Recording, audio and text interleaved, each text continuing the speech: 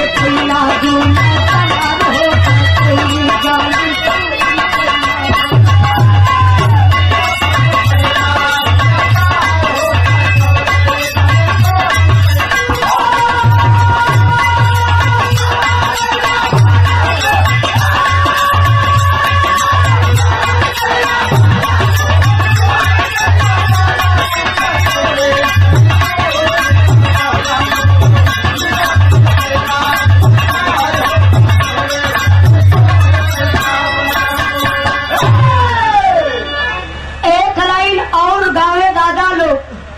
हमारे नौजवान भाई लोगन के बतावे कहाँ बच्ची अगर ये मार्ग पे चलवा समाज में कत्तो ठोकर ना खाए के पड़ी। जो हम गावत बनी फरिया जाता ना भैया इन लोगों के मंजूर है तो ठीक है भैया सुना था भैया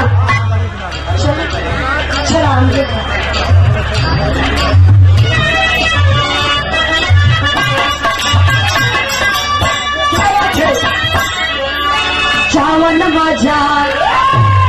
चावन मजा आम की चटनिया।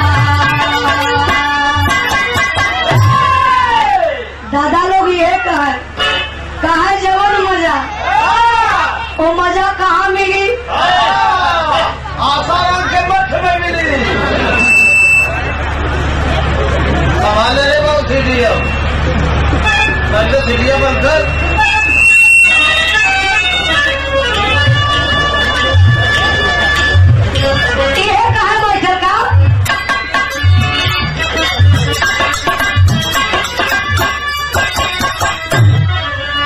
चावन मजा आम की चटनिया चावन मजा आम की चटनिया सावन सोवनिया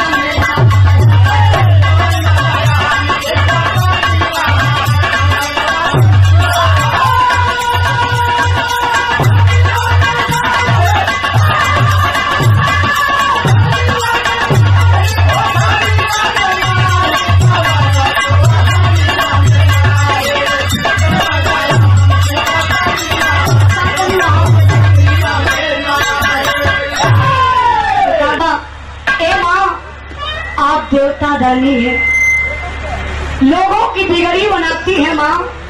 आज ये बेटी महफिल में कहीं खड़ी है नैया के खेल के किनारे करम आई कहा कैसे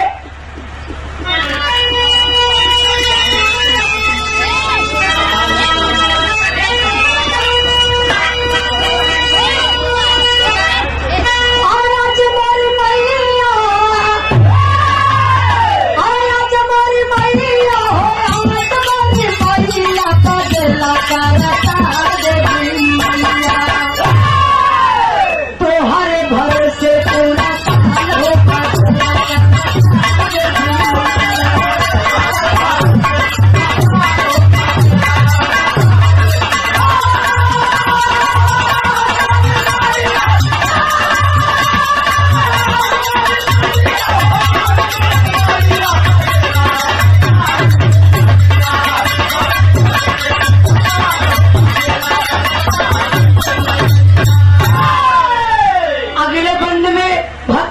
से बड़ी ऊंची बात कलश की है माँ। सिर्फ गवैया की मेहनत नहीं हमारे सुनने वाले भाई लोगन के गाँव वाला से ज्यादा मेहनत बा। आज का जमाना है किसी की बात कोई सुनने के लिए तैयार नहीं है लेकिन आप लोग कितने महान हैं जो हम कलाकारों की बात को सुनते हैं अपनी नींद को त्यागते हैं तो हम कलाकार स्टार होते बनाते हैं। सारा श्रेय आप लोगों पर जाता है इसलिए माँ से कहता है क्या